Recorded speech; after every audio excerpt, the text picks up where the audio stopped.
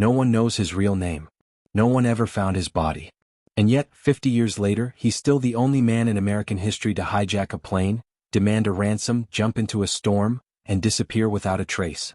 This is the story of the man the world came to know as D.B. Cooper.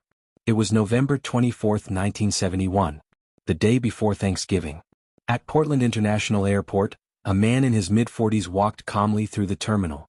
Dark suit, black tie, raincoat, briefcase. Nothing out of place except for one thing. He was about to pull off a crime so perfect, the FBI would still be chasing ghosts half a century later. He bought a one-way ticket to Seattle under the name Dan Cooper. Paid in cash. No ID check. Just a normal businessman on a short flight north. He boarded Northwest Orient Flight 305, a Boeing 727 carrying 36 passengers and 6 crew members. A short hop, barely 30 minutes in the air. But to Cooper this wasn't a commute. It was a stage.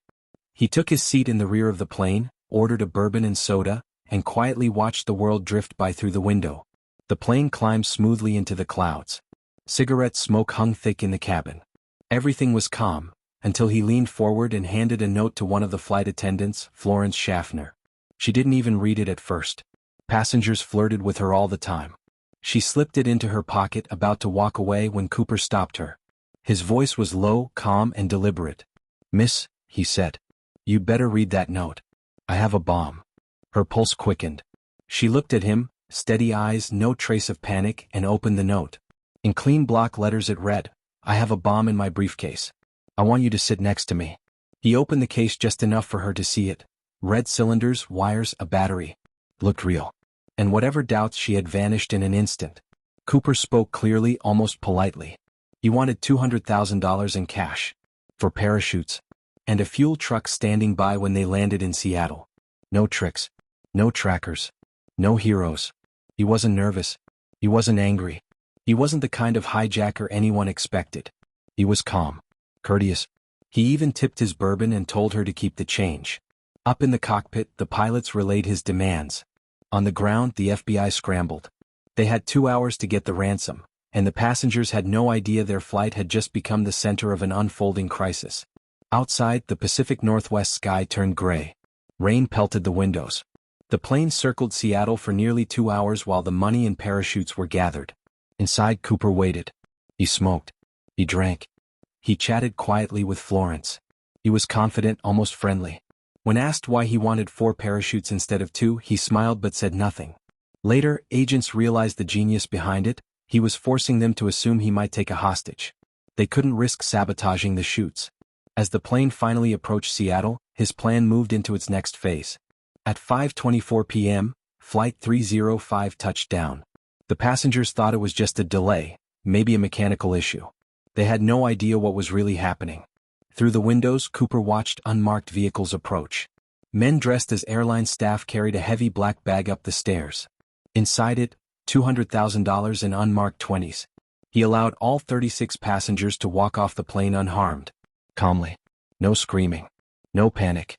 Just quiet confusion. Now, with the cabin almost empty, he received his money and 4 parachutes. In exchange, he kept only 3 people on board. The pilot, the co-pilot, and 1 flight attendant, Tina Mucklow. He gave new instructions. They would fly south toward Mexico City. The plane would stay below 10,000 feet at 200 knots. The landing gear would remain down. And most importantly, the rear air stair would be lowered in flight. The pilots protested. The Boeing 727 wasn't designed to fly with its stairs open. But Cooper insisted. And, astonishingly, he seemed to know exactly what the plane could handle. At 7:40 p.m. they took off again, into the cold, wet, black night. Tina stayed near him for a while, watching as he secured the money in a brown sack and tied the parachute straps over his shoulders. He handed her his bourbon glass and said softly, "Thank you for your help." Then he sent her to the cockpit and told her not to come out. A few minutes later, a red warning light flickered on the control panel. The rear stairs had been deployed. The pilots felt a sudden change in pressure, a rush of cold air, then a small bump. And then, nothing. When the plane finally landed in Reno, the FBI surrounded it immediately. The rear stairs were still down. The storm was still raging.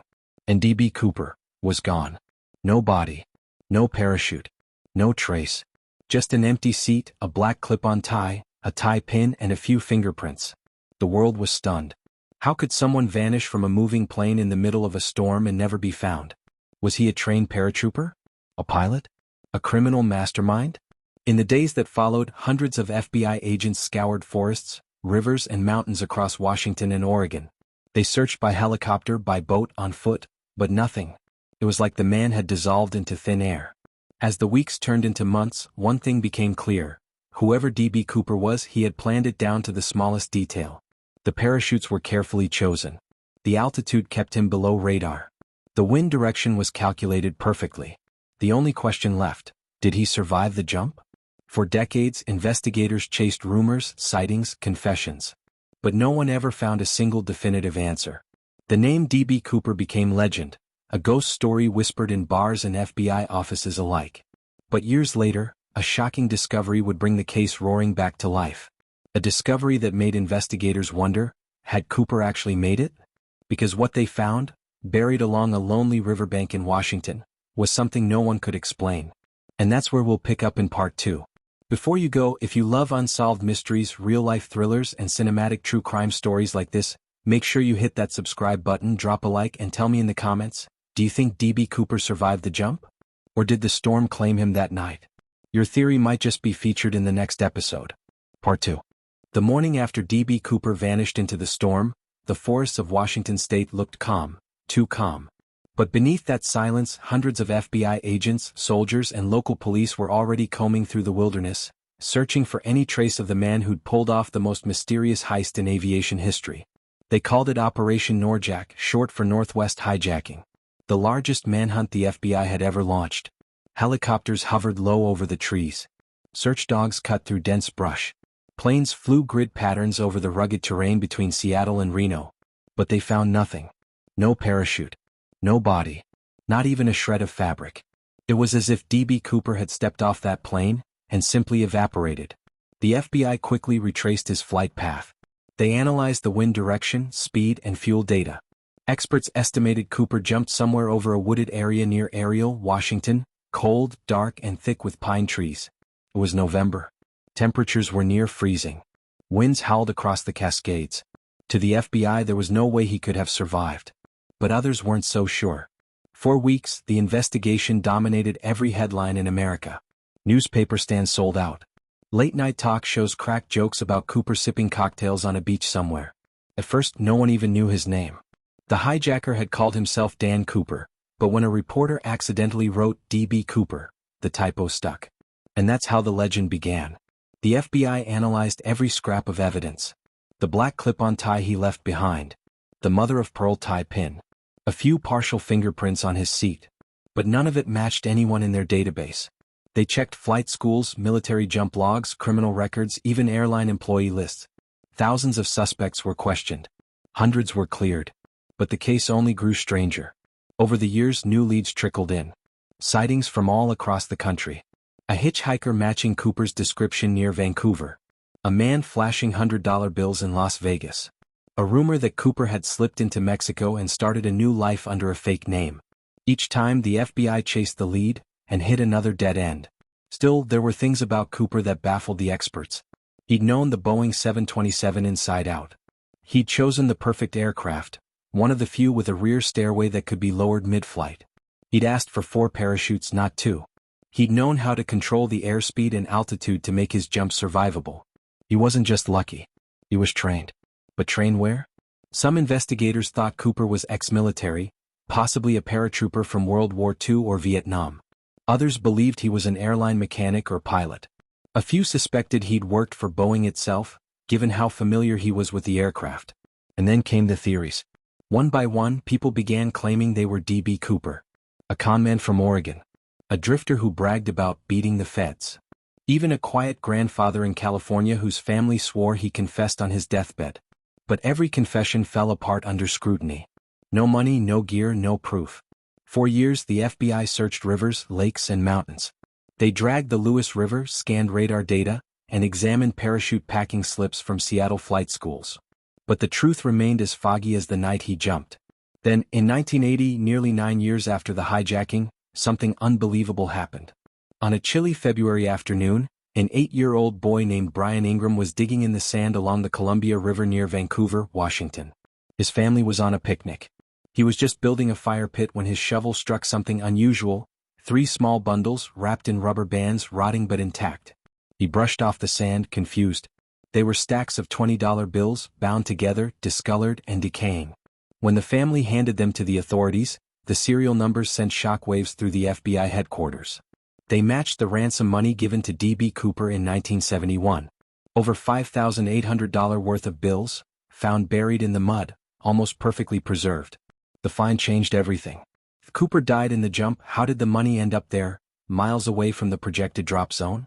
And why were only some of the bills recovered? Investigators rushed to the site. They searched every inch of the riverbank. But there was no parachute, no bones, no clothing, nothing else. Just those 3 decaying bundles of cash. The FBI concluded that the money had likely washed downstream from Cooper's landing site. Maybe he lost it during the jump. Maybe it slipped from his bag when he hit the ground. But others weren't buying that. Some believed the money had been deliberately buried. That Cooper, or someone else, came back later and hid it, either to throw off investigators or because he couldn't spend it safely. Whatever the truth, that discovery reignited America's obsession with the mystery man of the skies.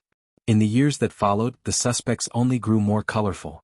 There was Dwayne Weber, a quiet man who allegedly whispered to his wife on his deathbed, "I'm Dan Cooper." When she searched his belongings, she found an old airline ticket and a faded notebook with flight patterns. The FBI tested his fingerprints, no match. Then there was Richard McCoy, a Vietnam veteran and skydiver who hijacked another Boeing 727 in 1972 using a near-identical method, and escaped using a parachute. He was caught days later and sentenced to 45 years in prison. Some agents believed McCoy was Cooper. But McCoy was taller, younger, and didn't match the eyewitness descriptions.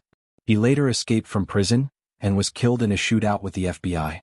The case only got stranger. For decades, new theories surfaced. Maybe Cooper didn't jump alone. Maybe he had an accomplice on the ground. Maybe he died instantly upon landing.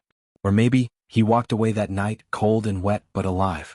Some researchers claimed they found traces of titanium on Cooper's tie, a rare material used in aerospace engineering. It suggested he might have worked for Boeing or another aircraft manufacturer. Others pointed out how he chose his words. No funny business. Fly at 10,000 feet. Deploy the aft stairs. He spoke like someone who'd done his homework. Someone who wasn't improvising. Whoever he was methodical, calm and confident. Not a thrill seeker. A professional. By the 2000s, the D.B. Cooper case had become American legend. Documentaries, books, podcasts, and TV specials dissected every angle. Amateur sleuths spent years analyzing the ransom money's decay, the parachute brands, the wind drift, even the ink composition on the note he handed to the flight attendant. And yet, not a single piece of evidence ever proved what happened to him. In 2016, after 45 years, the FBI officially closed the case. The final statement said, "No definitive conclusions can be made regarding Cooper's identity or fate." But not everyone was ready to let go. Because the evidence didn't add up. The money's condition didn't match the environment it was supposedly buried in. The serial numbers that were missing from the ransom list never showed up anywhere. And certain internal memos hinted that the FBI might have had leads they never released to the public. Maybe Cooper wasn't just a man who disappeared. Maybe he had help. Or maybe he was someone no one ever suspected. Even now, in the forests of Washington, treasure hunters still dig along the Columbia River, hoping to find the rest of Cooper's ransom. Some claim to have found torn parachute fabric, others a few rusted metal clips, but nothing definitive. The FBI's case files are thick, full of interviews, lab tests, and photos of that decayed cash. But behind every official report, one truth lingers. No one knows who D.B. Cooper really was. Was he a desperate man chasing one last thrill? A ghost from the war? Or a genius who simply vanished at the perfect moment, leaving behind the ultimate American mystery? Every theory feels possible. Every answer incomplete. And yet, there's one clue buried deep in the evidence that might change everything. Something that connects one of the key suspects to the very technology Cooper used that night, and could finally expose the truth of who he really was. But that, my friend, is where part 3 begins. So if you're hooked on this mystery, if you love stories about deception, brilliance, and the people who vanish into legend, make sure you hit that subscribe button, drop a like, and tell me in the comments, what do you think happened to D.B. Cooper? Did he die in the fall, Or did he get away with the perfect crime? Your theory might just make it into the next episode. For decades he was everywhere, on TV, in newspapers, whispered about in bars and classrooms. The man in the black suit who stepped out of the sky and vanished. D.B. Cooper wasn't just a criminal anymore. He was an idea. A symbol of rebellion. A legend too clean to die. But legends have footprints. And hidden in the shadows of the FBI's 45-year investigation were people. Real people, who might have been him. This is where the story turns from mystery to obsession. Because someone out there did know the truth. The first serious suspect came just months after the hijacking. His name was Richard Floyd McCoy Jr., a Vietnam veteran, helicopter pilot, and skilled skydiver. On April 7, 1972, McCoy hijacked another Boeing 727 using the same method. A handwritten note, a gun, a demand for cash and parachutes, and a midair escape through the rear stairs.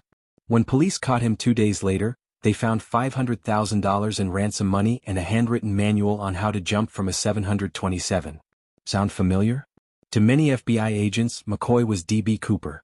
The same plan, same plane, same escape. Even his facial features were a near match to sketches made by witnesses. But there was a problem. McCoy's fingerprints didn't match the ones found on Cooper's seat. He was also 10 years younger than Cooper appeared to be. When confronted, McCoy denied everything. He spent years in prison before escaping in 1974, only to be killed in a shootout with the FBI. Dead men tell no tales. And Cooper's trail grew cold again. Next came Dwayne Weber, a quiet, middle-aged man with a secret. In 1995, lying in a Florida hospital bed, Weber whispered to his wife, "I'm Dan Cooper." At first she didn't believe him. But after he died, she found an old Northwest Airlines ticket in his desk, and a notebook filled with what looked like coded notes. She also remembered trips he'd taken to the Pacific Northwest, including one to the Columbia River where the ransom money was later found. She turned it all over to the FBI. But once again, no fingerprints matched. No new evidence appeared. Weber was ruled out. Still, the confession haunted her for the rest of her life. Then there was Robert Rackstraw, a former paratrooper and explosives expert who had served in Vietnam. He had a history of fraud, fake identities, and even faking his own death in a boating accident. When journalists found him in the 2010s, he smiled slyly and said, "Could have been me." He never confirmed it. Never denied it. When asked directly, he'd grin and say, "I'm not going to ruin a good story." Investigators dug into his past. He matched Cooper's age and build. He had military training. He knew how to jump from a plane and survive. And in his possession were fake IDs with the name Dan Cooper. The case against him was compelling, but circumstantial. The FBI refused to confirm or deny their suspicions, and eventually dropped him from the list. Rackstraw died in 2019, still winking at the cameras, taking the truth to his grave. But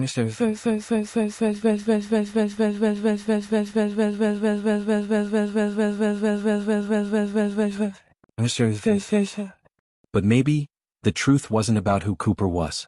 Maybe it was about how he did it. When investigators re-examined the evidence in the 2000s, they discovered something strange on the black tie Cooper left behind. Tiny metal particles, rare alloys like titanium and stainless steel.